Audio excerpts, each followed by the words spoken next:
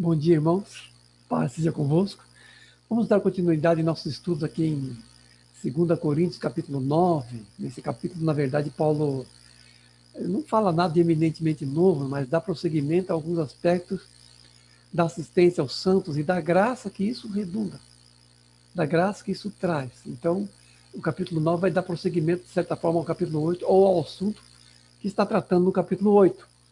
Então, diz assim no versículo 1 a 5, resumidamente: Ora, quanto à assistência a favor dos santos, é desnecessário escrever-vos. Contudo, enviei os irmãos para que o nosso louvor a vosso respeito não se desminta. Para que, caso alguns macedônios forem comigo, não fiquemos nós envergonhados quanto a esta confiança. Porquanto julguei conveniente recomendar aos irmãos e preparassem de antemão a vossa dádiva já anunciada como expressão da vossa generosidade.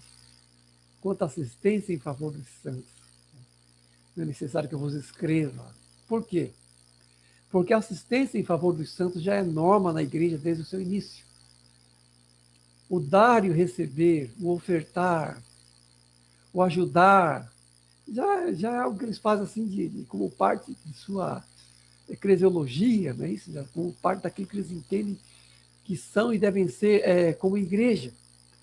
Porque na igreja primitiva eles entendiam que tinham aliança com o Senhor, e eles entendiam também que essa aliança se estendia aos irmãos, que eram um só corpo, que a igreja é noiva de Cristo, não é isso? Noiva de Cristo, aliançada com o Senhor.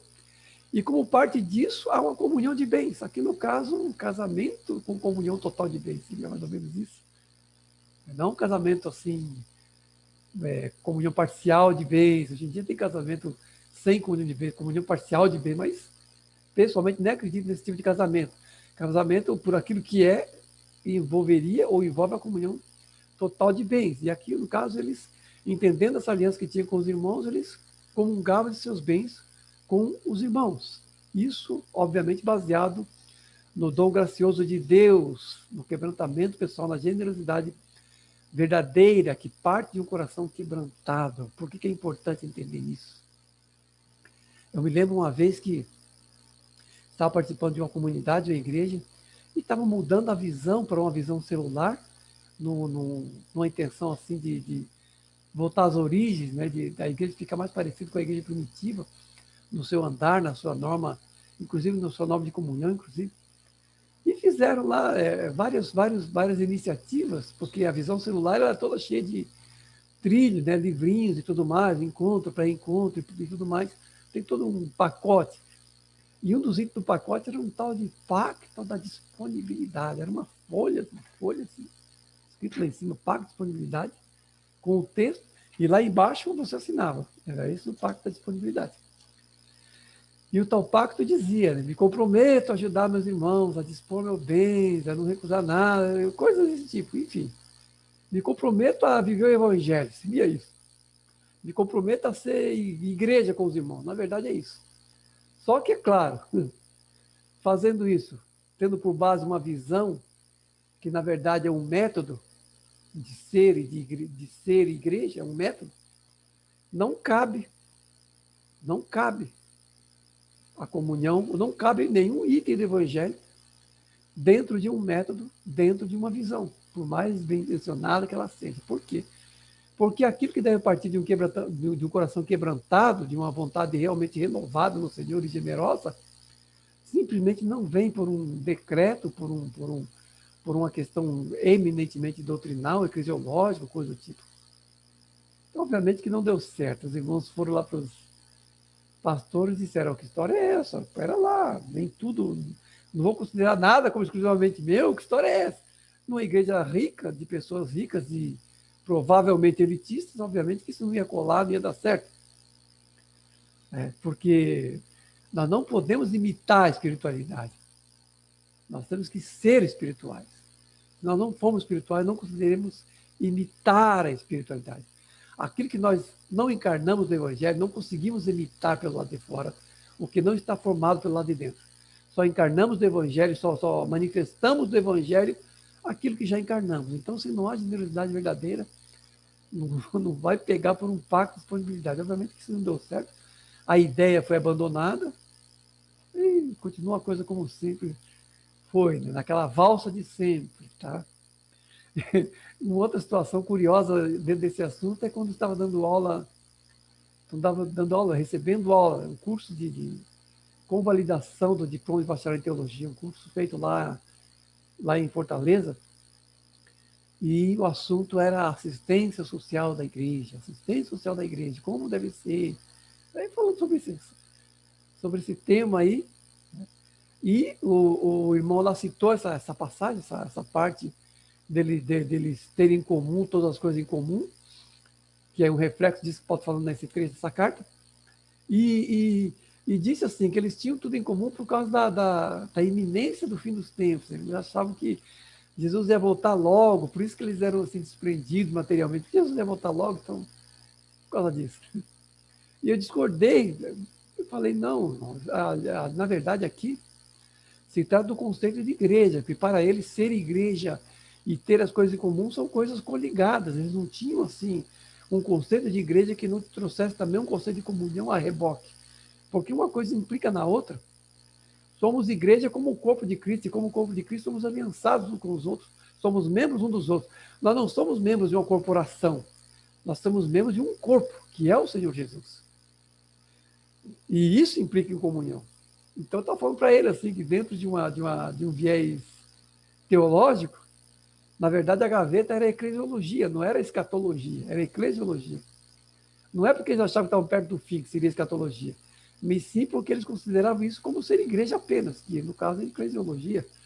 Então essas situações apareceram dentro desse assunto, porque são coisas contemporâneas que querem falar ou trazer esse aspecto da igreja primitiva fora do senso que havia lá.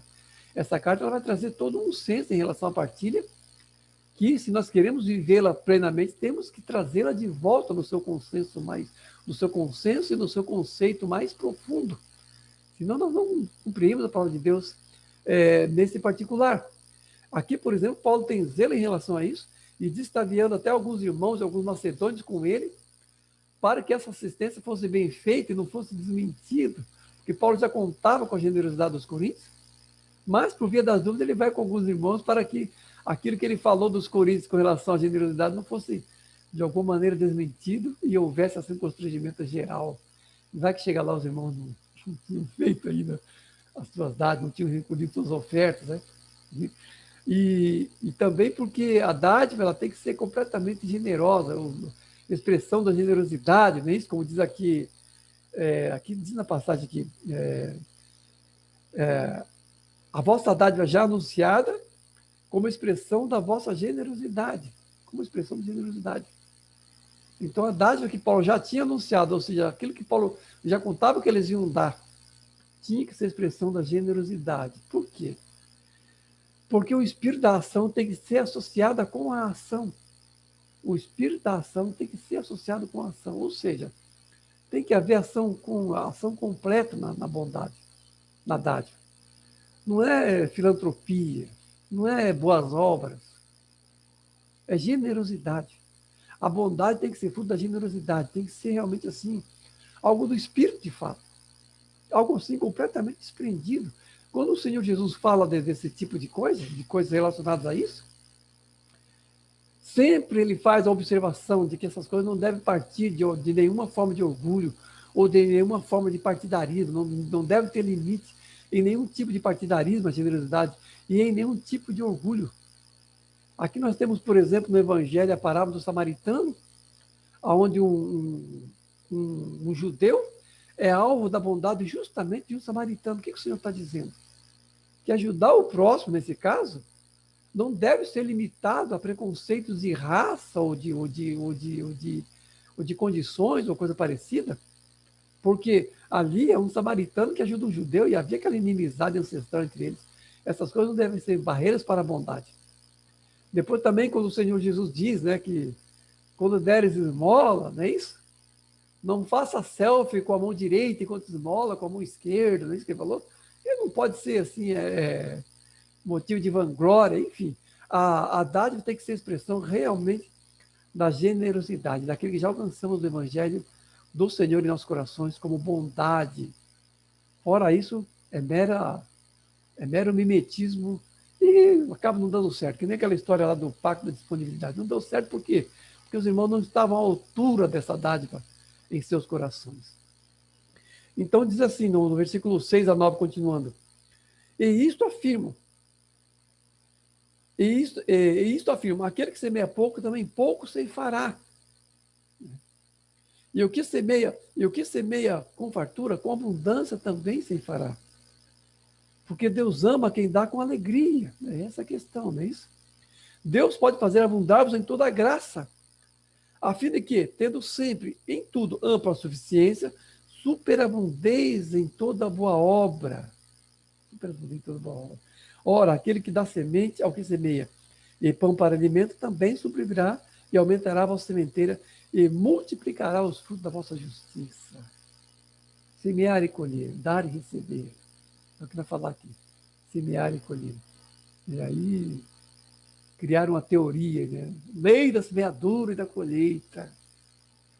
Colocar um tipo de um viés assim, místico e de retribuição em cima de uma coisa que é pura e simplesmente expressão de generosidade desprendida. Criar uma lei de semeadura e de colheita em cima de algo que na palavra de Deus deve ser fruto de desprendimento pessoal. E justamente assim, o não se importar com uma colheita assim, meramente material. Então, existem assim, muitas perspectivas equivocadas em relação a esse ponto. Eu quero corrigir. Temos que primeiro entender que tudo que a palavra de Deus fala, fala em relação aos processos da reino de Deus. Não existe expressão nenhuma da Bíblia, não existe expressão nenhuma da Bíblia, seja em princípio, seja em relato histórico, seja em fatos ilustrativos, seja em ações acertadas ou erradas, que não tenha em seu entorno o reino de Deus, os seus princípios e a sua marcha na trajetória humana. Não existe nada na Bíblia que não seja o reino de Deus. Não existe nada na Bíblia que não se relacione com os processos do reino de Deus. Primeiro vamos entender isso. Por que é importante entender isso? Porque se nós entendemos, por exemplo, o dar e o receber como troca, nós vamos transformar o evangelho em um tipo de seishonoye. Aquela questão assim de você ter progresso material através de uma coisa espiritual, você ter progresso material. O espiritual se revertendo em material. Ou o espiritual trocando com o material. Nós vamos ver que não. Que não. Semear e colher nessa passagem não tem relação com esse tipo de noção. Outra coisa, entendendo que são os processos do reino de Deus, temos que entender que o reino de Deus tem o seu ritmo próprio. Então, na questão da semeadura no reino de Deus, não devemos ser imediatistas, não devemos pensar assim, que vamos semear hoje e colher amanhã. Não. Tudo que semearmos no reino de Deus vai ter o seu fruto sim, mas vai ter o seu fruto nos termos do reino de Deus e no tempo do reino de Deus. Isso é a expressão assim, de todas as parábolas de Jesus são baseadas nisso. Então, existem princípios assim, inalteráveis do reino de Deus que muitas vezes pressupõem longas esperas, semeaduras de longo prazo. Isso eu me refiro a todas as coisas, não estou me referindo só especificamente às ofertas, mas tudo aquilo que se faz e que se semeia nessa arena do reino de Deus. As parábolas são justamente a expressão desse processo dinâmico, que tem um ritmo próprio. O reino de Deus é que nem uma planta, que a pessoa planta e vai crescendo, e vai, enfim, tem um ritmo próprio. E semeadura e colheita aqui deve ser entendido dessa maneira, de modo que a nossa qualidade de semeadura deve ser apenas aquilo que Deus colocar em nosso coração. Não aquelas coisas descoladas da Bíblia, que tem uma outra, como é que eu vou dizer, uma outra expressão, são levemente baseadas na Bíblia e a gente fica agindo naquilo, semeando assim de uma maneira assim, muitas vezes egoísta, por meio de uma tal de teologia de prosperidade, não é isso? Semeando em um espírito contrário ao próprio espírito semeador no reino de Deus, que tem realmente assim como pressuposto, muitas vezes assim, ou na maior parte das vezes, uma colheita espiritual e não material. Isso é um grande erro. O grande erro da Seishonoye, que se estende por essa tal de teologia de prosperidade, é isso. Uma certa materialização dessa passagem. Semeadura e colheita como oferta e retorno material. Né? A palavra de Deus realmente não fala isso. porque justamente o reino de Deus ele é todo baseado em renúncia e desapego. Como poderia haver alguma coisa associada ao ganho no reino de Deus se todo ele é baseado em renúncia e desapego? Quando Jesus começa lá no Evangelho de Mateus, ele já começa falando de andar 2 milhas, de voltar, de emprestar, de não entrar em demanda por aquilo que se perde. Como que vai haver ali uma questão material, se tudo é baseado justamente em renúncia? Os apóstolos chegam para Jesus e dizem, olha, nós deixamos tudo e te seguimos. O que tem para nós? E Jesus fala o que para eles? Não há ninguém que, tendo abandonado casa, pai, mãe, filho ou posse, que não receba o cêntuplo, ainda nessa vida de casa, família e tudo mais, pai, mãe, família, não receba o cêntuplo. Mas é claro que Jesus está falando isso em termos espirituais, tá? Em termos espirituais. Na folha aqui no texto diz assim, na nossa folhinha, no nosso texto diz assim, a fim de que em tudo tenhamos ampla suficiência e superabundância em toda a boa obra. Então assim, tendo ampla suficiência, a palavra de Deus diz assim, garante suficiência no ofertar. Aqui voltando mais para o termo, para ofertar aqui no sentido material, que é o sentido aqui dessa passagem, isso. Mas ele diz assim que, ainda que a nossa atitude seja de uma matriz espiritual, no material, nós temos que confiar que o Senhor dará ampla suficiência, que não teremos falta, não é isso? Porque geralmente assim, o temor do ofertante, o temor da pessoa que oferta, é isso, poxa, eu vou dar e como é que eu fico depois, né? Mas o Senhor promete um tipo de retaguarda nessa passagem, tendo ampla suficiência em tudo, né? Superabundância em toda a boa obra. O Senhor abençoará a vossa sementeira. Isso é uma promessa de Deus. Eu diria assim que esse é o eco do Novo Testamento, da passagem de Malaquias 3:10, onde é feita a promessa nesse sentido também de graça do Senhor no material, para que não haja falta também, para que a pessoa dizime uma oferta de coração aberto. Isso aqui, trazendo assim por uma contemporaneidade, eu acredito que essas passagens falam da oferta de maneira geral, embora, obviamente, aqui tudo estamos falando sobre a situação da assistência aos pobres da Judéia, naquela situação de uma grande fome. O contexto total disso é esse, tá? Está falando disso aqui.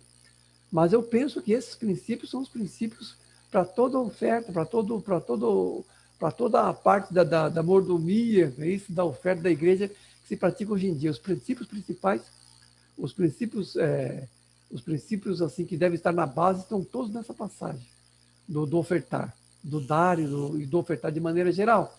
E aqui nessa passagem, quando fala de ampla suficiência, a fim de que tenhais em tudo ampla suficiência. A palavra grega aqui é autarqueia, a palavra autarqueia aparece aqui no grego, que é todo necessário. Todo necessário. A palavra autarqueia significa nessa passagem todo necessário, justamente assim para que haja uma retaguarda de provisão de Deus em relação para que as pessoas deem generosamente sem aquele receio de não ter todo o necessário. É isso que está querendo dizer aqui. Né? Também essa palavra aparece lá em 1 Timóteo 6,6, falando ainda sobre sobre um assunto parecido com esse. 1 Timóteo 6,6 diz assim, que algumas pessoas erroneamente acham que a caridade é fonte de lucro, a piedade é fonte de lucro. E ele diz assim, mas depois Paulo fala em contraponto a isso, ele fala assim, grande fonte de lucro é a piedade com contentamento. E aí na palavra contentamento, aqui também é a palavra autarqueia. É a mesma palavra grega. A palavra grega que aparece aqui nessa passagem de 2 Coríntios como tendo ampla suficiência, essa ampla suficiência, a palavra autarqueia, significa todo o necessário aqui. Em 1 Timóteo 6,6, essa mesma palavra aparece como contentamento. Quando fala assim, grande fonte de lucro é a piedade com contentamento. Então, assim, o lucro da piedade é o contentamento. O lucro da dádiva é a graça interna do Espírito. E esse é o lucro. O lucro não é o material, como erroneamente apregou a teologia da prosperidade. Não é o material. O lucro é a graça. É a graça mesmo, a bem-aventurança de dar. O Senhor Jesus mesmo disse, Paulo cita Jesus, não está no Evangelho, mas Paulo diz, citando Jesus, ele diz assim que há mais prazer em dar do que em receber. Então, nós temos que entender essa graça, essa bem-aventurança interna de dar, mais do que de receber. Então, esse dar não é um investimento, assim, um investimento financeiro, né? Isso não é assim uma bolsa de valores, uma poupança, não é isso, não tem nada a ver com isso. Tem a ver só com graça mesmo, só isso. Tá? E a promessa de Deus é isso, aquele que dá pão, aquele que dá semente ou que semeia pão para alimento, também suprirá, né, aquela questão, e aumentará a vossa sementeira, né, e aumentará os frutos da vossa justiça, e multiplicará os frutos da vossa justiça. Então, essa justiça do reino de Deus, que é baseada na generosidade, que é baseada no desprendimento, e essa promessa de Deus é que fará aumentar essa contrapartida interna da graça. O que vai aumentar é a bênção de Deus no coração. É isso que vai aumentar. Não é a riqueza material. A riqueza material é simplesmente o suprir e ter o necessário. É só isso. Mas a multiplicação se dá pela internalidade do evangelho dentro de nós, que vai aumentando e vai renovando nosso coração de todo o nosso egoísmo e de todo o nosso apego material. Essa é a grande bênção, justamente. Ser livre do egoísmo cada vez mais. Tá? Então, no versículo 12 a 15, finalizando, diz assim: porque o serviço dessa assistência não só supra a necessidade dos santos, mas também redunda em muitas graças a Deus, pela obediência da vossa confissão e pela liberalidade com que contribuís para eles e para todos. Graças a Deus pelo seu dom inefável, pela liberalidade com que contribuís para eles e para todos. Liberalidade, liberalidade. Dar generosamente, é esse o ponto. O serviço dessa assistência não somente supra a necessidade dos santos, o serviço dessa assistência, o servir, está na corrente consanguínea de todos os processos do reino de Deus e de tudo aquilo que expressa a nossa comunhão. O servir, o dar como um aspecto de servir e de ministração. E aqui Paulo está falando do quê? O fruto da justiça justamente no coração. O fruto da justiça, isso como fruto de justiça, isso tudo. Tá? E não somente supra a necessidade do santo, ou seja, ele retroalimenta os processos de comunhão. Porque as pessoas que são assistidas dessa forma, eles agradecem a Deus pela bondade e oram pelos irmãos para que o Senhor retribua os irmãos. E assim, a cadeia de graça, a cadeia de processos pelo qual o reino de Deus avança e se expande, é retroalimentada. De modo que vai do material para o espiritual, em um ciclo de bênçãos. Do material para o espiritual. Sem fazer escala nenhuma no egoísmo, sem fazer escala nenhuma pelo interesse próprio. É isso? E Paulo fala uma coisa interessante aqui, pela obediência da vossa confissão. Esse é um ponto. Confissão de fé. Quais são os conteúdos da nossa confissão de fé? Será que as pessoas não entendem que a nossa confissão de fé, que parte da nossa confissão de fé, passa pelo desprendimento, passa pelo desapego, passa pela generosidade para com os irmãos? Será que as pessoas não entendem realmente isso? É difícil entender isso. Porque o fracasso lá do tal pacto, da disponibilidade, foi justamente esse. Porque tentaram fazer por meio de um método aquilo que só se faz por um quebrantamento de coração. Não cabe um método. Aquilo que é do evangelho não cabe em método nenhum, porque é necessário realmente uma renovação do coração. Agora, uma coisa que eu diria como advertência, nós temos que entender isso. Nós não negamos apenas quando dizemos não, e nós não afirmamos apenas como dizemos sim. Porque tudo aquilo que negamos ou afirmamos no evangelho está manifestado nas nossas disposições, nas nossas ações e nas nossas reações. O todo daquilo que nós falamos, que nós fazemos ou deixamos de fazer, esse todo é a expressão daquilo que temos ou não do evangelho em nós. Isso é muito importante entender, porque pessoas que se recusam realmente a ajudar, pessoas que se recusam a ofertar, pessoas que se recusam a serem disponíveis, irmãos, estão negando parte de sua confissão de fé. Porque a comunhão é a expressão externa disso. A comunhão é a expressão visível dessa comunhão de fé.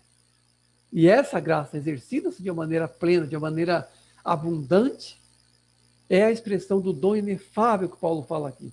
Graças a Deus pelo seu dom inefável. O que é inefável? Inefável é aquilo que não se pode descrever em palavras. Aquilo que não se pode descrever em palavras. Por quê? Porque o toque do amor de Deus não pode ser descrito em palavras. E esse toque do amor de Deus vem e deve vir pela intermediação de ações generosas e bondosas dos irmãos, uns com os outros. Nós temos que ser tocados pelo amor de Deus, pelos irmãos. Nós temos que ser tocados pela misericórdia de Deus, pela misericórdia dos irmãos. Nós temos que ser tocados pela bondade de Deus, pela bondade dos irmãos. E não existe nada que venha a nós como fruto do Espírito, ou como imperativo do Evangelho, que não seja também uma maneira de tocarmos uns aos outros, pela graça de Deus. E isso nós temos que entender muito bem, que não há realmente assim, uma expressão abundante da graça de Deus se não houver essa abundância em nós, já formada em nós como parte do nosso caráter no Senhor. Não somos canais suficientes da bondade de Deus, a menos que a bondade seja amadurecida em nós. Não somos canais suficientes do perdão de Deus, a menos que não aprendamos a perdoar. Não somos suficientemente canais da misericórdia de Deus, se não formos suficientemente misericordiosos, e assim por diante. Tudo aquilo que de Deus está dispensado a nós, tudo aquilo que de Deus quer se manifestar em nós, vai se manifestar também através de nós, ou deve se manifestar também através de nós. Daí a necessidade de quebrantamento, daí a necessidade de uma santificação correta, não aquela baboseira de legalismo, mas aquela coisa, mas aquele tratar do Espírito no coração realmente, com nossas maldades, com nossa dureza muitas vezes, com nossa impaciência, com nosso apego, enfim. Nós lemos o Salmo 133, e achamos aquilo muito belo, né? Ó, quão bom e quão suave é que os irmãos vivem em união. É como a óleo, né? Como azeite, não é isso? É uma coisa muito graciosa realmente. Mas quão bom e quão suave não vai se manifestar em uma forma ideológica, não vai se manifestar em uma forma confessional, não vai se manifestar em uma forma de método, mas apenas e tão somente superando-se todo o egoísmo e todo o apego pessoal. Nós nos desprendemos, realmente, nos despimos do velho homem, nos revestimos do Senhor Jesus. Nesse processo, realmente, encarnaremos o Salmo 133 no modo da nossa generosidade, no modo da nossa bondade. O próprio Senhor Jesus diz: nisso conhecerão que sois meus discípulos, se tiverem amor uns com os outros. Que esse amor realmente se amadureça em nós e tenha em nossos corações ação completa, para que no modo de nossa comunhão exerçamos nossa luminosidade, nossa salinidade na sociedade como igreja e como filho de Deus. Amém? Deus abençoe.